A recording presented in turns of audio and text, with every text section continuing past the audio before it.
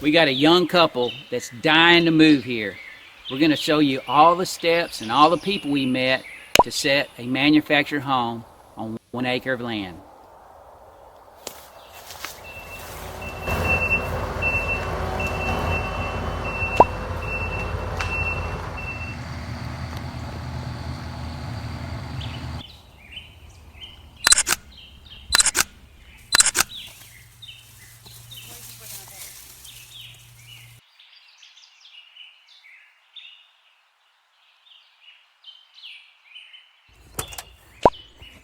Hey man, how you doing? Great. Where y'all want to put that mobile home at? We'll take these pine trees out right here on this high side. We have our 4 flags marked here. It's going to be an 18 by 80 mobile home. We'll remove the trees and we'll start cutting on the high side.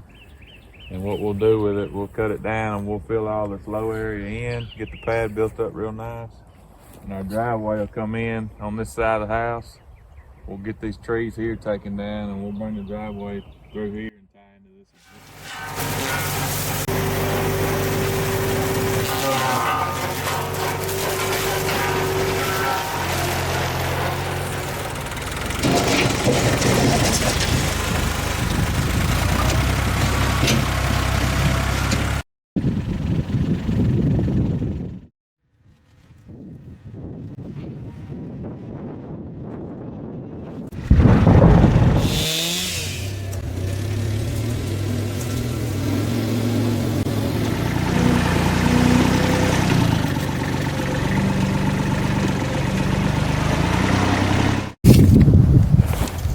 As far as those trees go, it's also worth noting that we got a sawmill, so we're going to use any tree that's 10 to 12 inches in diameter or bigger.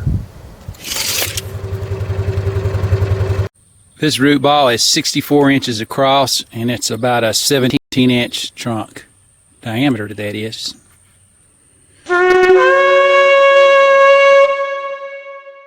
The utilities company asked us how many feet it is from the closest pole to where we're putting the home site. So we're having to measure. They also wanted to know the name of the closest neighbor. That's over 300 foot. So they'll probably put a pole here at the road and then pop over to the back of the manufactured home where we'll have our little pole. Perfect. Well, at this point, we've identified the lot, we cleared it, we met a dirt contractor, we measured how far and where the electricity is going to come from. So what's left is the septic tank and the water. Now for the water, there's a water tap near, within 200 feet. We could drill a well. This area, it's pretty easy to hit water around here. Yeah, right over there. What's it cost to drill one now?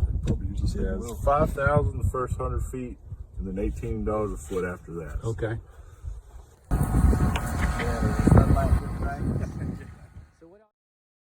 But we come up with a different way to do this that I think is going to work just fine.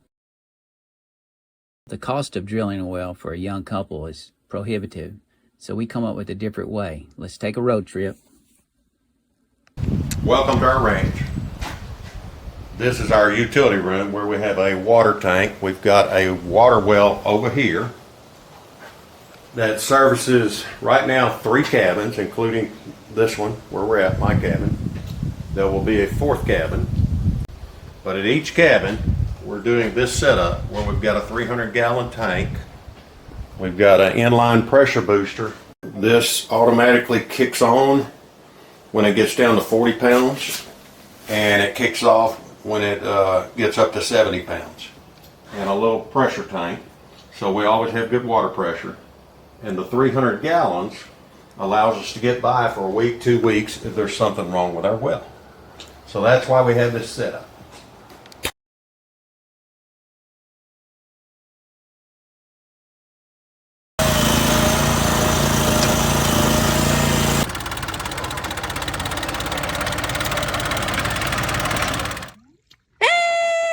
We have water!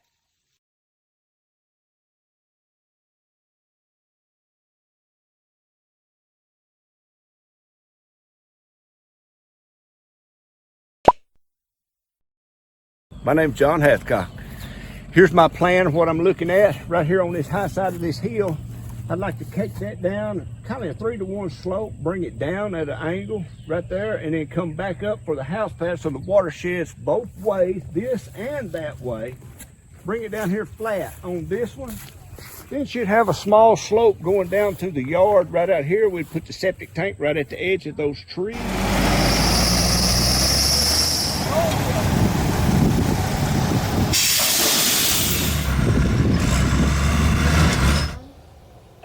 Don't turn any key, okay?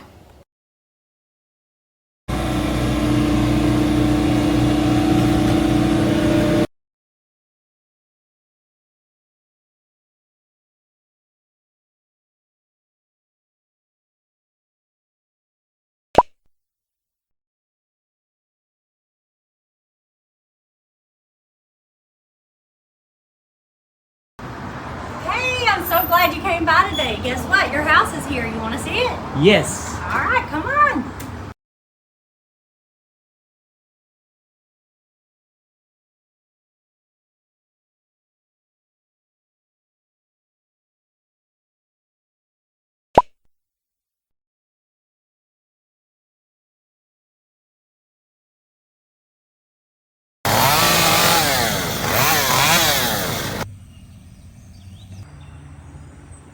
Looky there.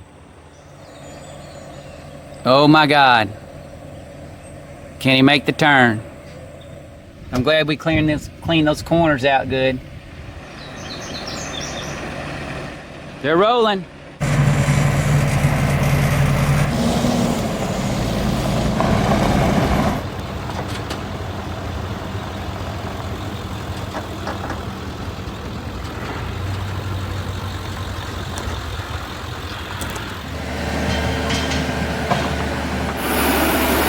What time did you get started this morning, Casey? About 6. 6? How long did it take to get here? Hour 20.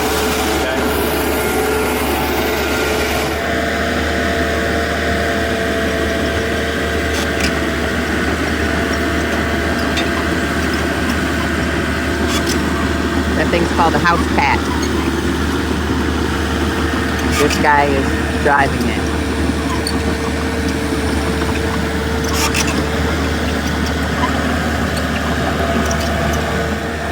The fake manufactured home. Going in.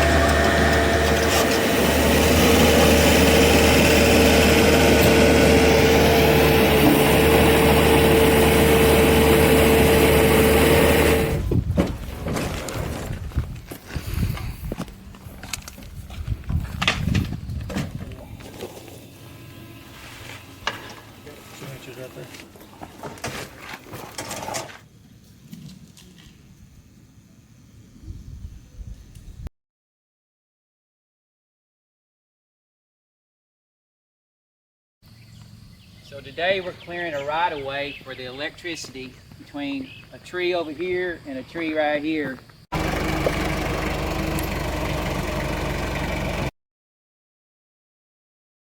So what are y'all staking? This is where the pole and anchor will be. Perfect.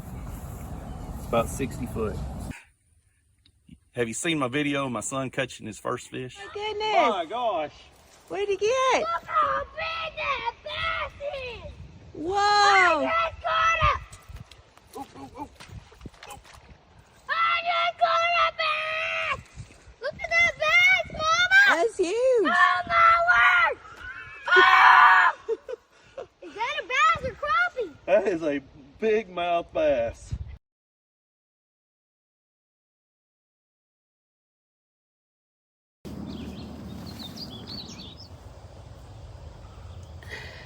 Running electricity from the pole to the house, into the house.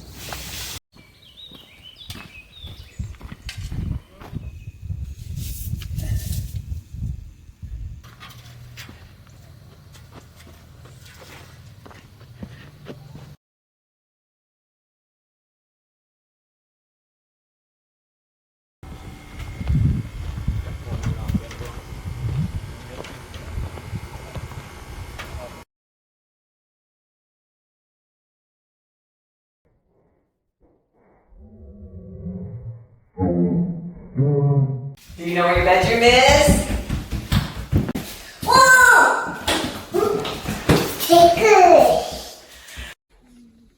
So this 40-gallon water heater has a self-contained heat pump.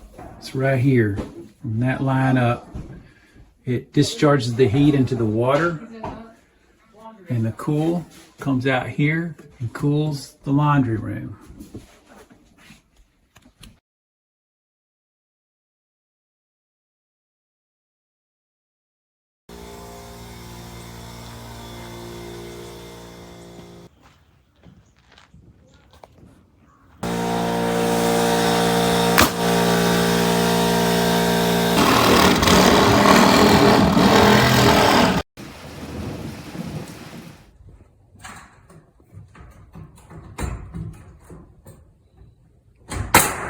Hey, Josh.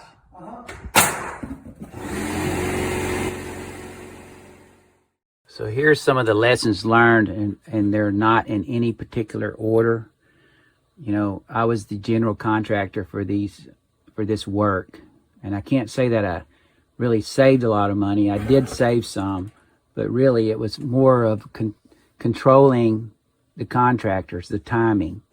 Since I was working and my daughter and her husband working, nobody really had time to do this, so that's why it stretched out a little bit over time. But if you're the general contractor, you can tell them when to be there, or you know, you can decide on what's best for both parties. Now, Clayton, they hold the keys to their manufacturer's homes until they're ready to release it. So during the shipping, you know, maybe a shingle comes loose or a door doesn't shut good or whatever, they go in there and fix all that, and they will not give you the keys even if you're paying for it. So keep that in mind. It's a little frustrating, but I see where they're coming from. The metal pinning, the underpinning was for durability, and also we have a lot of raccoons and just varmints in particular. We didn't want anything getting underneath the house. The house is completely, it's like got a plastic undercoating under it, a plastic sheet that you can't even see the plumbing or insulation or anything. So animals were to get under there, you'd have a mess. The electricity and the internet, you need to start early on those. The internet for sure, because some, you know, they had to get that wire up to that manufactured home. And the electricity, of course, they have to come out and do a survey, see where it's coming from, clear right-of-ways, which of course we did to save $750. Get all the forms submitted and all that, and that will save you some heartache later, because it's kind of frustrating to have it sit there and you can't cool it in the summer or heat it in the winter. Now the meter pole, that's our responsibility, and I shopped around on that. The first bid was $2,700, and I don't know if that included hooking it up to the house or not, but so I ended up getting a pole for $1,135, and then I had to buy the number 4 copper wire to run from the pole down along the floor and into the breaker box. So the breaker box is ready for that number 4. The breakers are all there. All you have to do is land it. Now, I should have said this to start with, but the contractors really matter. So it's worth your time to ask around and find who's the best in the industry. Because when these guys moved this trailer in, this manufactured home in, I didn't really clear the road good enough, and it was very tight, but they had no problem getting it in place. They missed all the obstacles, nothing was damaged, and you could see they had the equipment to do what needed to be done. It wasn't a low-ball operation. It was very professional. They put it up on blocks, got it all level. I was really proud of them for the job they did. Now, whenever you're building this pad, I should have said this earlier, you want to make sure that there's no roots where the house is going to sit, because those will rot. And you can see how if you have basically the cinder blocks are sitting on a pad, which we're sitting on a plastic square. So if you had a root underneath where that cinder block was, you're going to have a sagging floor right there. So make sure you get rid of all the roots. And listen, some contractors won't do that. They'll just come in there and run a dozer over it and make it look pretty, but it's not pretty underneath. The drainage, I'm gonna close with this. The drainage on that mobile home is pretty important. You know, you really probably need gutters, but what we decided to do is all the porches and sheds and carports all slope away from the house.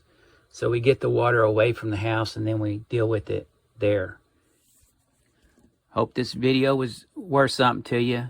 If you have any questions, leave me a comment and I'll try my best to get back to you. Thank you.